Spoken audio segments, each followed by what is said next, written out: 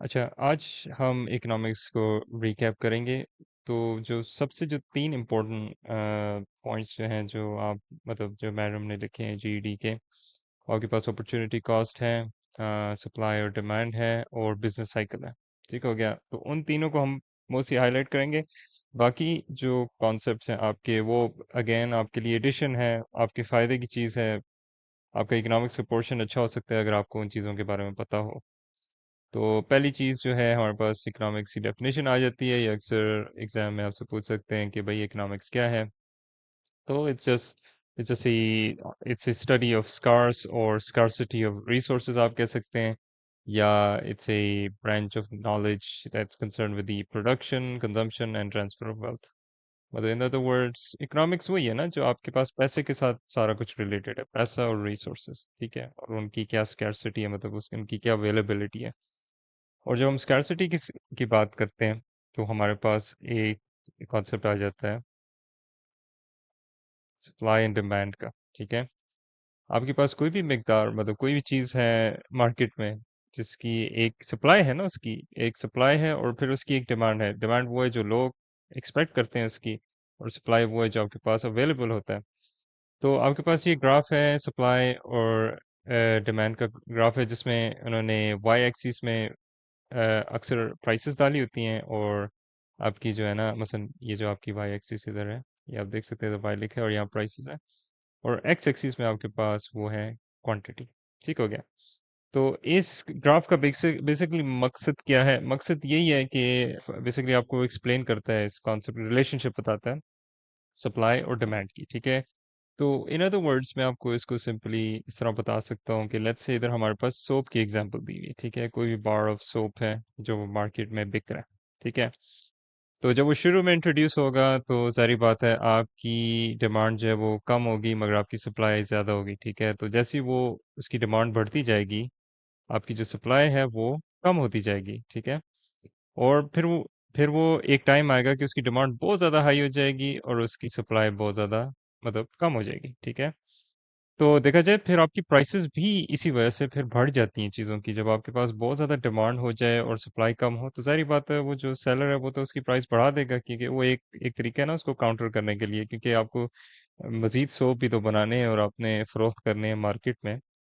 और रिवर्सली भी ट्रू है कि आपके पास ये भी होता है कि आप कोई एक नया प्रोडक्ट इंट्रोड्यूस कराते हैं। ठीक है, लेट्स से उसकी बहुत ज़्यादा हिट हो जाता है। ठीक है, मतलब वक्त के साथ आप फिर मज़ीद उसकी सप्लाई बढ़ाते रहते हैं। ठीक है, और उसकी फिर आहिस्ता से डिमांड डिक्रीज़ होती जाती है। ठीक है, मतलब वो हर बंदे के पास आ जाती है चीज़। ठीक है, तो वो फिर नेचुरली उसकी चीज़ डिमांड डिक्रीज़ हो जाएगी, मगर सप्लाईज़ जो हैं वो आपकी, हालाँकि वो बंदा उसको बनाते ही जा रहा है, वो नेचुरली इंक्रीज़ होती रहेगी। ठीक है, तो मेन चीज़ इधर ये आपने जो अंडरस्टैंड करनी है कि जो मेन कॉन्सेप्ट है वो ये है कि आपके पास लोग हमेशा जो है ना लोअर प्राइस में, ठीक है, आपकी हमेशा नेचुरली जो है ना वो डिमांड हाई हो जाती है। अक्सर आपने देखा होगा लोग अक्सर सेल्स में जाते हैं ना, जब आपकी कोई जैसा कपड़ों की होगी सेल होगी या किसी भी चीज़ की सेल होगी, तो अक्सर लोग तभी जाके आपकी फिर डिमांड हाई होती है। एक तरीका है, आप कह दें डिफरेंट कंपनीज को अपनी ना डिमांड को इंक्रीज करने के लिए, तो वो सेल पे चीज़ें कर देते हैं। और फिर जो आपके पास सेलर हैं, जो सप्लायर्स हैं, वो प्रोड्यूस करते हैं हायर प्राइसेस में। ज़ाहिर बात है जितना उनके पास पैसा होगा उतना ही ज़्यादा वो बना सकेंगे कुछ चीज़। तो ये बेसिकली आपकी सप्लाई और डिमांड है। अच्छा, नेक्स्ट जो है आपके पास फिर कोई बेसिक कॉन्सेप्ट्स हैं। अच्छा, इधर मैं इसको ज़्यादा एक्सप्लेन करने की ज़रूरत नहीं है, क्योंकि ये सेल्फ एक्सप्लेनेटरी, मतलब आपको वर्ड से ही पता चल जाता है कि वो किस चीज़ के बारे में बात कर रहे हैं। ठीक है, मिसाल के तौर पे गुड्स। ठीक है, गुड्स आपके पास कोई भी आइटम है जो इंसान वगैरह इस्तेमाल करते हैं अपनी रोज़ाना ज़िंदगी में, कोई भी आइटम जो आप बेचते हैं वगैरह वगैरह। तो ये आप इसको पॉज करके एक दफ़ा जो है ना आप देख सकते हैं कि भाई क्या चीज़ मतलब क्या है बेसिकली। तो बस जो इम्पोर्टेंट टेक्निकल टर्म्स होगी आई गेस वो स्कार्सिटी है और डेफिसिट है। ठीक है, स्कार्सिटी आपके पास ये होता है आपके पास कोई भी डिमांड जो है वो या किसी भी गुड या सर्विस। ठीक है, तो गुड्स मतलब जो चीज़ें हम बेचते हैं, और सर्विस जो एक इंसानी सर्विस प्रोवाइड की जाती है, उसकी डिमांड बहुत ज़्यादा हाई हो जाती है और उसकी अवेलेबिलिटी कम हो जाती है, तो वो स्कार्सिटी हो जाती है।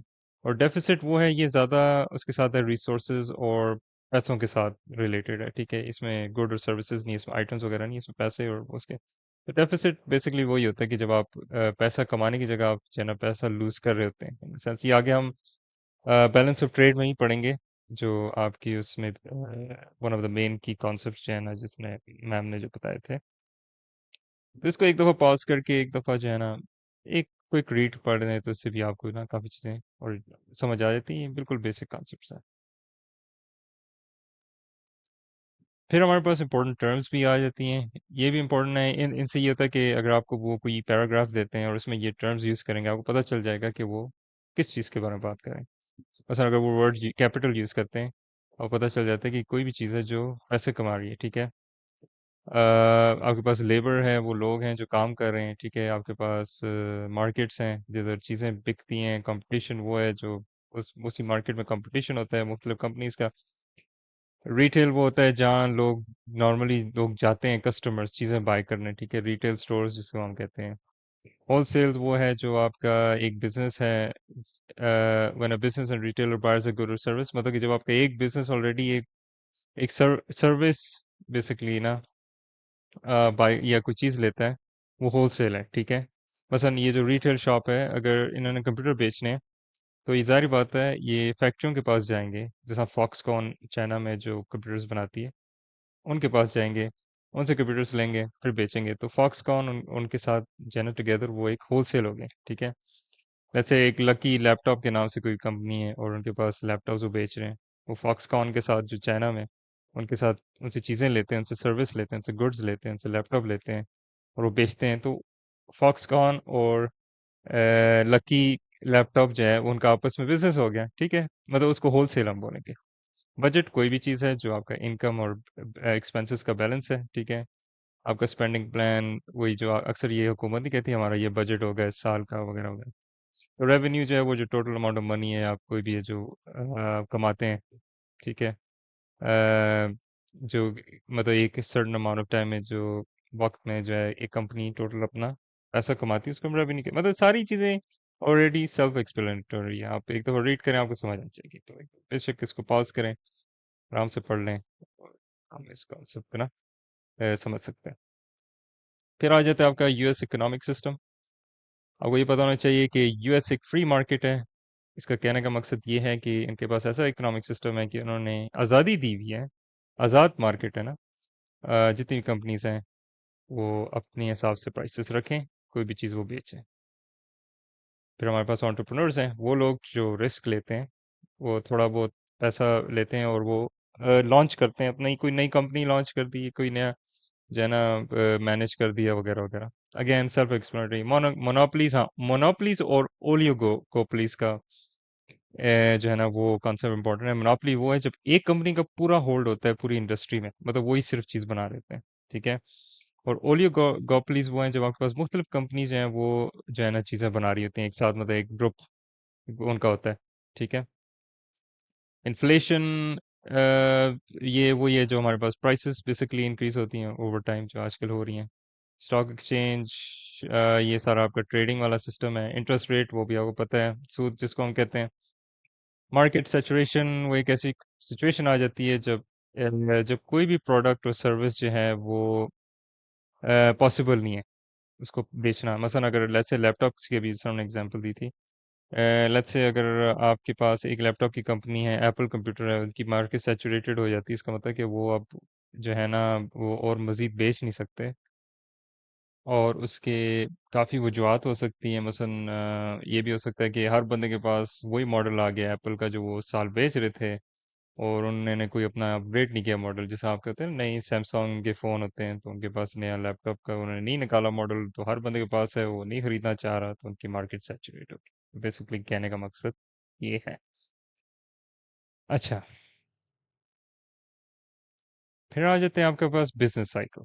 अगेन ये one of the key important ideas हैं आपके। तो किसी भी बिजनेस साइकिल इस दुनिया में जिसको हम जीडीपी भी अक्सर कहते हैं, जो ग्रॉस डोमेस्टिक प्रोडक्ट होता है, मतलब किसी मुल्क के बॉर्डर के अंदर जो बिजनेस होता है वो इस साइकिल से हमेशा गुजरता है।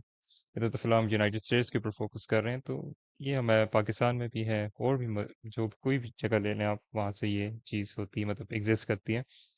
कि शुरू में ये होता है आपके बिजनेस आपके एक्सपेंड होते हैं, ठीक है। मतलब आपकी नई दुकानें खुलती हैं, नए लोगों को जॉब्स मिलती हैं। जरूरी नहीं है दुकान हो, दफ्तर हो, कोई भी चीज़ हो, कोई भी चीज़ जो पैसा जनरेट करती है। तो वो एक आता है, वो एक पीक पॉइंट आता है उनका, ठीक है। एक पीक पे वो मतलब जितना वो एक्सपेंड कर सकते थे, जितनी उनकी कैपेसिटी थी, उसके हिसाब से वो कर जाते हैं। फिर एक टाइम आता है, एक डाउनफॉल आता है, ठीक है। आपकी रिसेशन वाला पीरियड आता है। इसमें ये होता है कि लोग जो है ना आपका बिजनेस जो है लूज करने शुरू हो जाते हैं, पैसे वगैरह। इधर आपके पास अनएम्प्लॉयमेंट शुरू हो जाती है, मतलब होने शुरू हो जाती है। फिर आपकी इन्फ्लेशन शुरू हो जाती है, मतलब प्राइसेस आपकी बढ़ जाती हैं, ठीक है। तो मतलब वो एक डिप्रेशन से हम गुजर जाते हैं ना, एक पॉइंट आता है जो डिप्रेशन वाला पॉइंट होता है।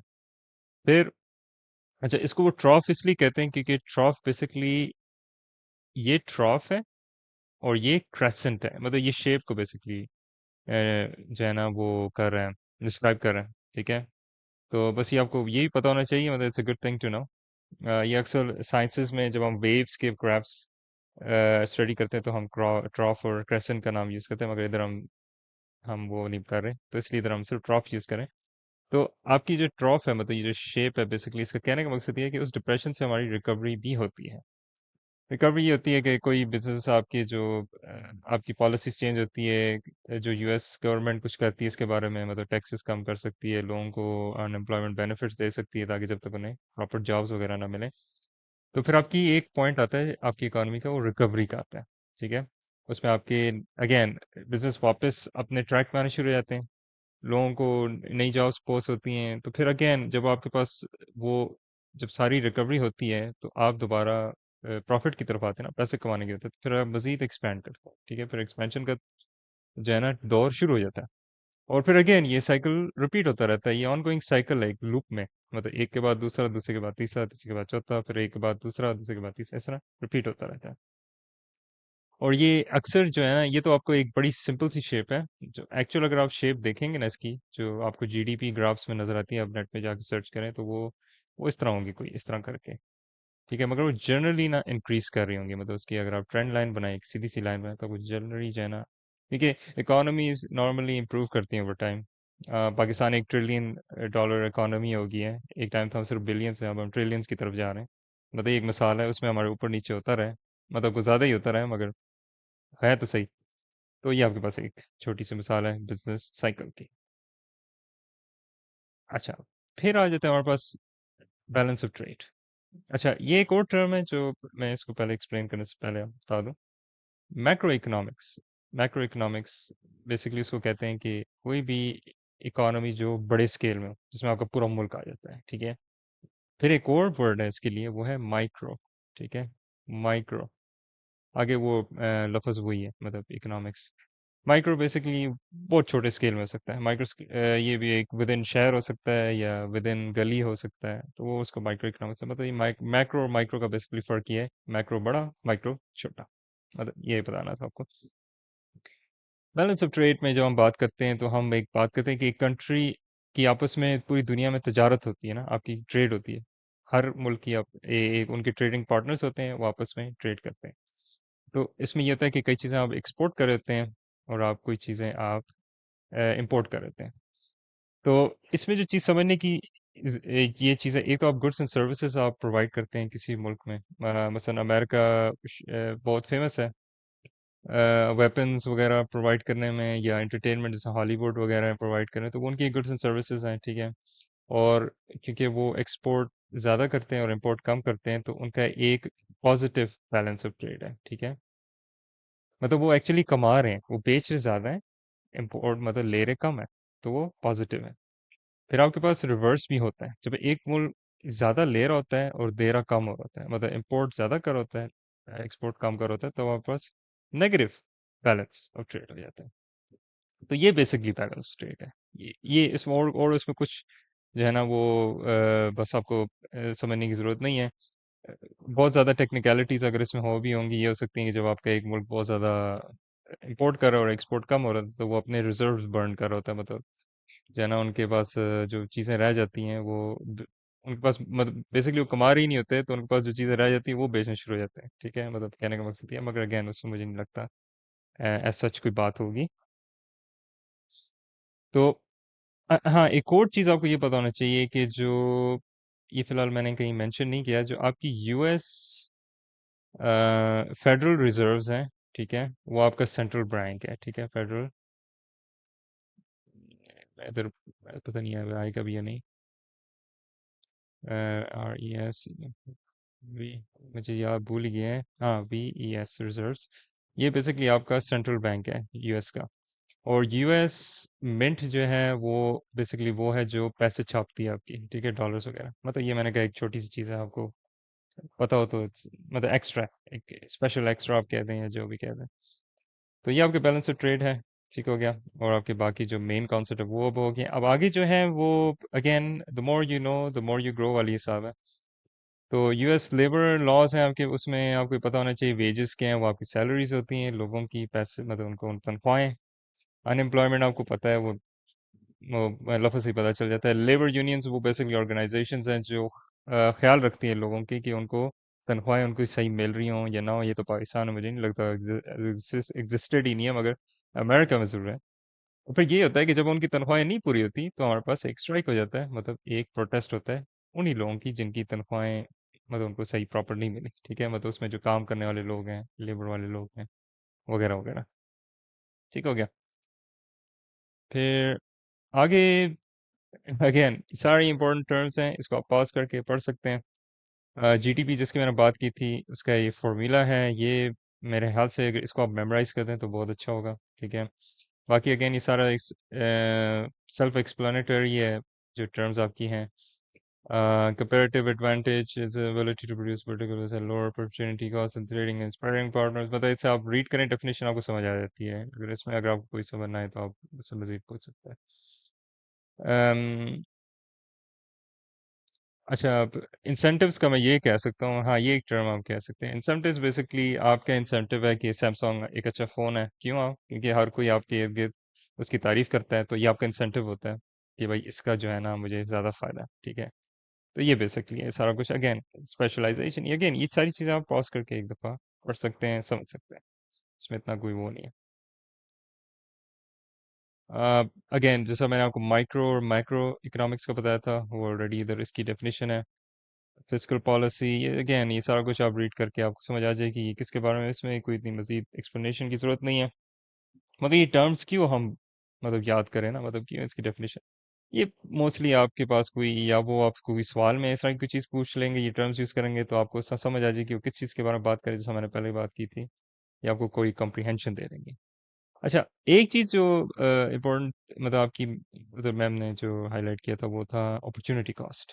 अच्छा, अपॉर्चुनिटी कॉस्ट बेसिकली वो है जब कोई भी बेनिफिट जो है, ठीक है, एक मतलब इंडिविजुअल मतलब कोई भी आदमी या पर्सन या जो भी आप कहते हैं, इन्वेस्टर हो या बिजनेस हो, कोई भी चीज़ वो मिस करते हैं उसको हम अपॉर्चुनिटी कॉस्ट। अपॉर्चुनिटी आप वर्ड से पता कर लें, अपॉर्चुनिटी का मतलब होता है आपके पास एक अपॉर्चुनिटी है, और कॉस्ट जो है वो उसकी वो है कीमत है, मतलब अपॉर्चुनिटी की कीमत आपने अदा करनी पड़ती है ना। मिसाल के तौर पे लेट्स से अगर आपने लैपटॉप की उन्हें एक मिसाल दी थी, चलो मोबाइल की हम कह देते हैं।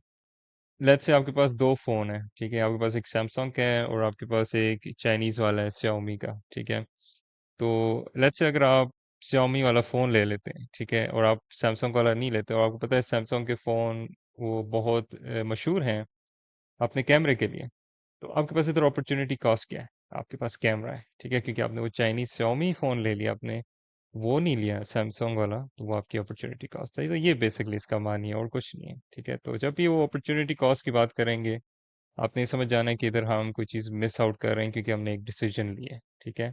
तो ये आपका बेसिकली अपॉर्चुनिटी कॉस्ट है।